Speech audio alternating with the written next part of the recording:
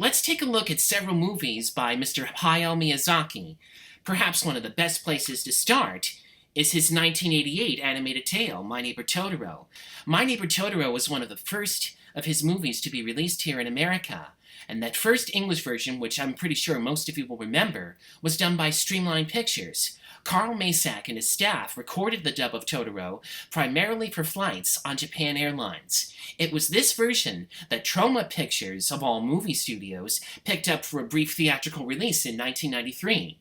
20th Century Fox Studios then brought it out on video 2 years later. The video was a surprise success, selling over 500,000 copies, and this is the version that most viewers are familiar with. Unfortunately, this version of My Neighbor Totoro no longer exists, aside from a pan and scan DVD release by Fox Video. The version of My Neighbor Totoro that can be found today was redubbed by Disney, featuring an all-star cast of voices, which includes real-life sisters Dakota and Elle Fanning. Personally, I've always felt that the Disney dubs of these movies are very well done, and while there are still arguments today over which version is superior, I would argue that both dubs do have their charms. But this is not the only Miyazaki movie to receive an alternate dub. As I mentioned, similar situations have happened with some of his other films, some of which made the transition to digital format, while other English versions did not. Let's take a look at them. And we'll start off with Miyazaki's first film, The Castle of Cagliostro. In 1992, Streamline recorded an English version of The Castle of Cagliostro for release on video. This version took considerable liberties with the script. For one thing, Lupin was renamed Wolf as a result of copyright issues, and this version is still available on Netflix.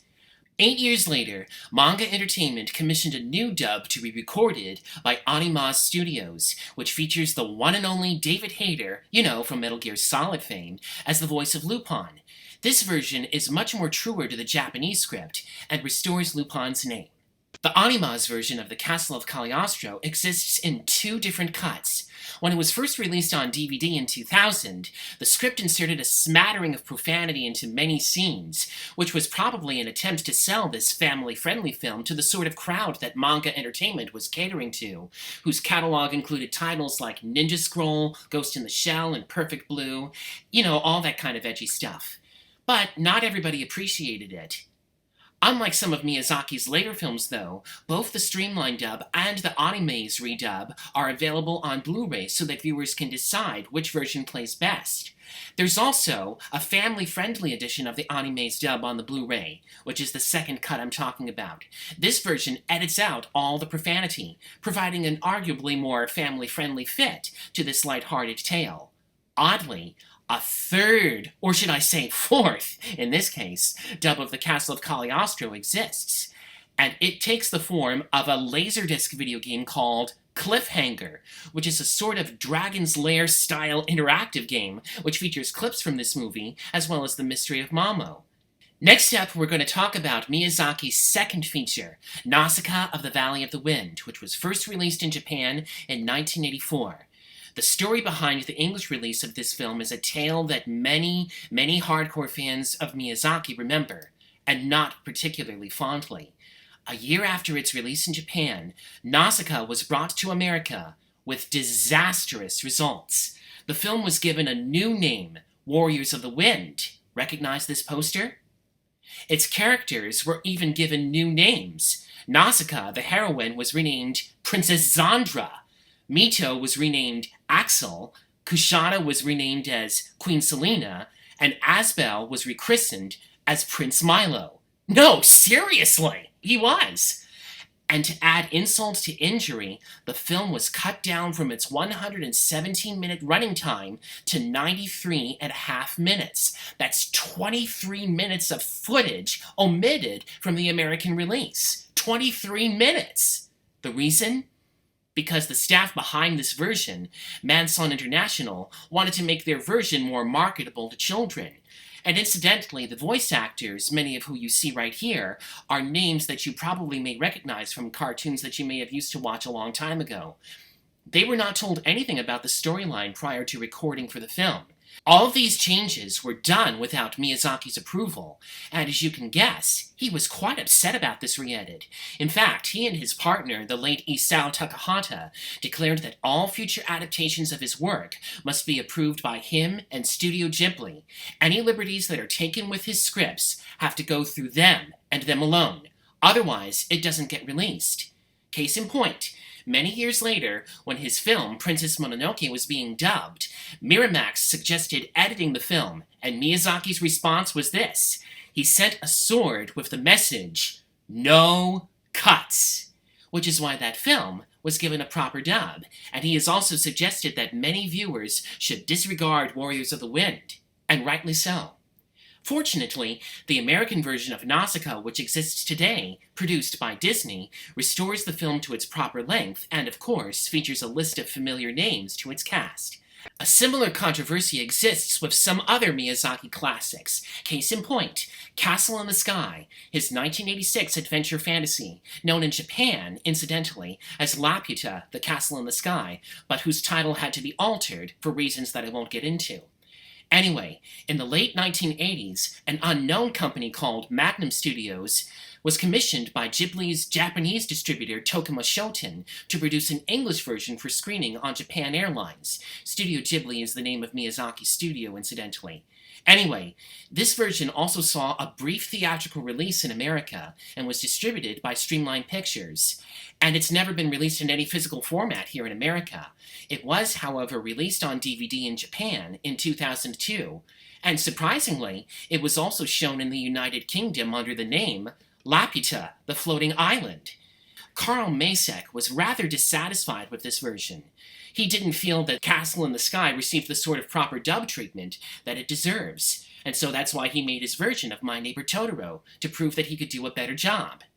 Now, the English version of Castle in the Sky that most viewers are familiar with today is the one produced by Disney.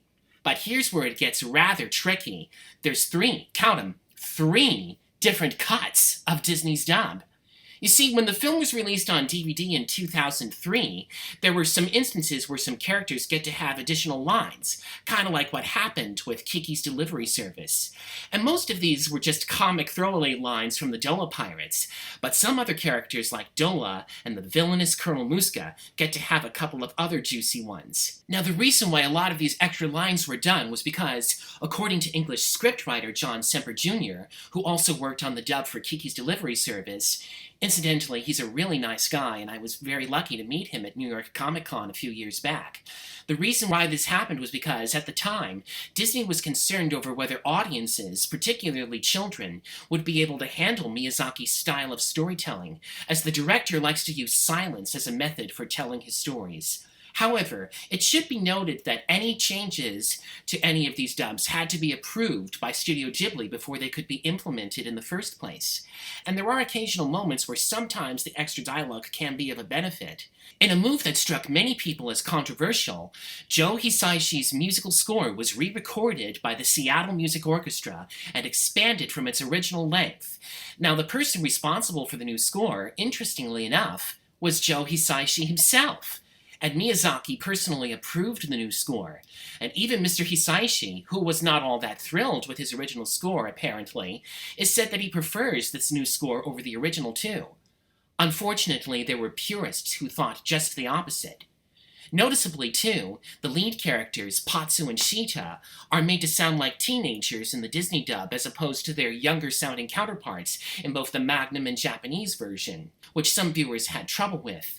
However, some other viewers, myself included, didn't really mind at all, for in this movie, we never really find out how old these characters are supposed to be. Even so, Disney's version is chiefly remembered for the performances of Cloris Leachman and Mark Hamill, both of who could not have been better fits for their characters as Dola or Muska, even if they tried, and the cast also features some notable turns by some other familiar voices.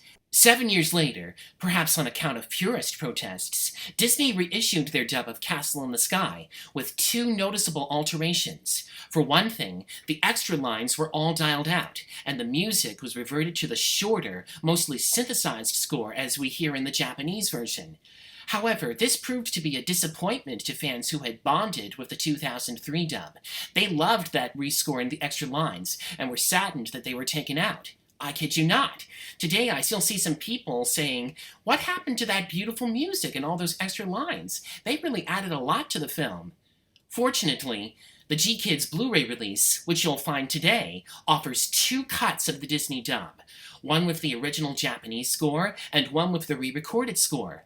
Both versions on this release, unfortunately, still don't have the extra chatter, and ideally, it would have been nice to have both the unaltered Disney dub and maybe the legendary Magnum dub, or did I say legendary?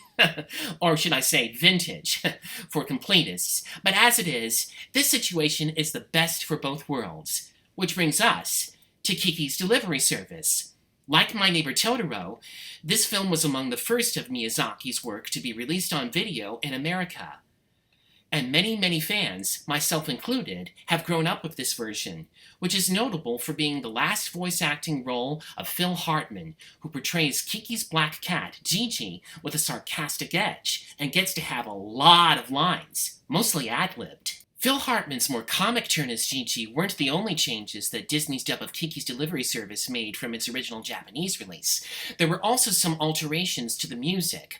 Unlike Castle in the Sky, however, Mr. Hisaishi was not involved. Composer Paul Chihara provided additional pieces of music to the score, while rearranging some of them for certain scenes. Furthermore, singer Sidney Forrest was brought in to provide new songs for the opening and ending credit scenes, partially because Disney was not able to get the rights to use the original Japanese versions for their dub. Once again, Studio Ghibli approved the changes that Disney made to their version. Critics greeted the dub with mostly positive reviews, but not everybody liked the Disney dub. There were some purists who took issue with some of the changes in the dub. In fact, some have even compared it unfavorably to an earlier dub that Streamline produced. This earlier version of Kiki's Delivery Service was made in 1989, once again for Japan Airlines, and it was actually done by the same team who did the Streamline dub of My Neighbor Totoro. Lisa Michelson, who played Satsuki in the aforementioned Totoro dub, she voices Kiki in this version. And it was also, at the time, the only version to use Joe Hisaishi's original score intact. This version of Kiki's Delivery Service has never actually been released on video. It has, however, been released on this Laserdisc edition in Japan. As for Disney's version, it actually was reissued on DVD in 2010. Like Castle in the Sky, the dub was also altered, perhaps in response to the purists who hated it so much. And the changes are as follows. Phil Hartman's dialogue was trimmed, and Mr. Hisaishi's music was also restored to its original version.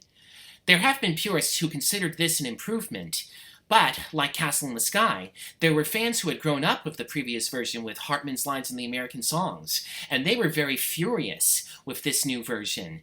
But there was another problem that came with this new edition: the sound mix. In the first release of Kiki's Delivery Service, the dialogue sounds rather crisp and clean, but in the re-version, there's an obvious filter effect. And unfortunately, this is the only version of Kiki's Delivery Service's dub which exists today, even on G-Kids Blu-ray release. Luckily, the uncut version of Kiki's Delivery Service's dub was released on DVD in 2003, alongside Castle in the Sky. And for those of you who remember these two dubs fondly as they were, these are the issues to look for. Miyazaki's 1992 feature, Porco Rosso, also has, believe it or not, an alternate dub too.